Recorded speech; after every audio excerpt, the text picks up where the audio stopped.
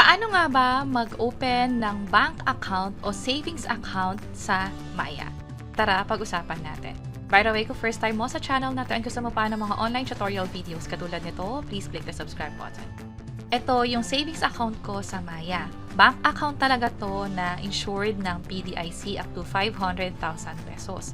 At ang maganda pa dyan, katulad ng sa ibang bangko, pwede kang mag-open ng time deposit katulad nito at marami pang iba. Tumutubo din ang pera dito dahil hindi ito yung katulad ng ibang traditional bank. Instead, ang Maya Bank ay digital bank.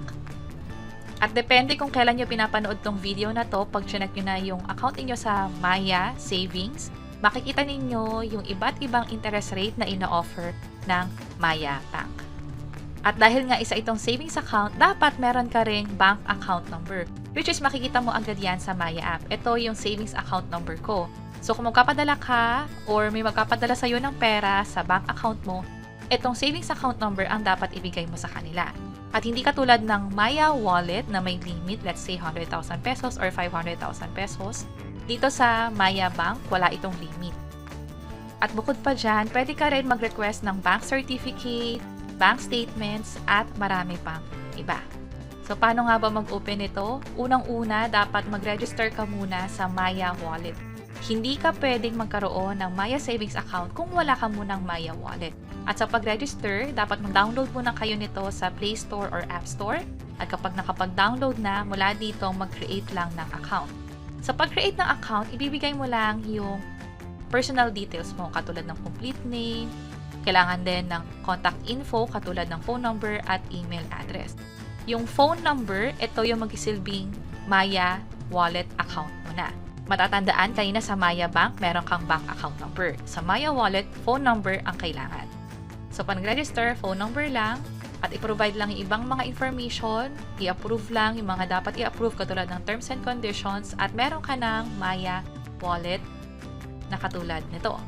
At itong savings account or itong nasa taas, ito na yung pinaka-Maya Bank. Pero dapat gawin yung step 2. Matatandaan yung step 1 ay pag-register. Step 2, i-upgrade ang account. Dito na papasok yung requirements ng valid ID. Ito yung list of valid ID ng Maya. Pwede ang national ID, driver's license, UMID, passport, postal ID, at PRC ID. Meron pang iba katulad nung sa SSS ID, foreign passport. At kung sakali naman na yung ID ninyo ay wala sa listahan, i-check nyo na lang yung iba pang tinatanggap dito. Katulad ng Teen ID, Voters ID, PhilHealth ID, o maging yung sa mga police clearance, NBI clearance na din. At kapag okay na, tapusin lang yung verification process. Kailangan mag-selfie, kailangan picturean yung ID na ginamit ninyo, at mula doon, hintayin lang ang feedback o yung confirmation mula sa Maya kung approve na ba yung Maya wallet ninyo. Ito yung na-receive kong text, gaano katagal makuha. After a few minutes lang ng registration at verification, nakuha ko na tong SMS na to.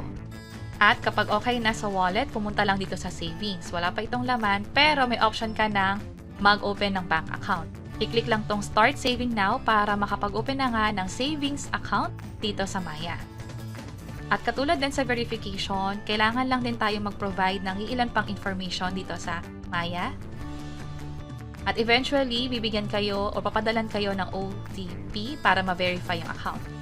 At ganun kabilis nakapag-open na ng savings account sa Maya. Hindi na nag-require ng additional ID kasi during verification, nag-provide na tayo ng valid ID sa kanila. So, ganun kabilis. So, kailangan mo na mag-register sa Maya, mag-verify ng Maya wallet, at mag-open na ng savings account. Kung sakaling kailangan nyo yung actual na step-by-step guide, pati kung may na-encounter ba kami kahit na anong issue or error, pinakita namin yung actual experience dito sa video sa bandang baba. Sana makatulong sa inyo. Kung interesado kayo, pwede nyo nang i-check and see you sa mga next videos. Bye-bye!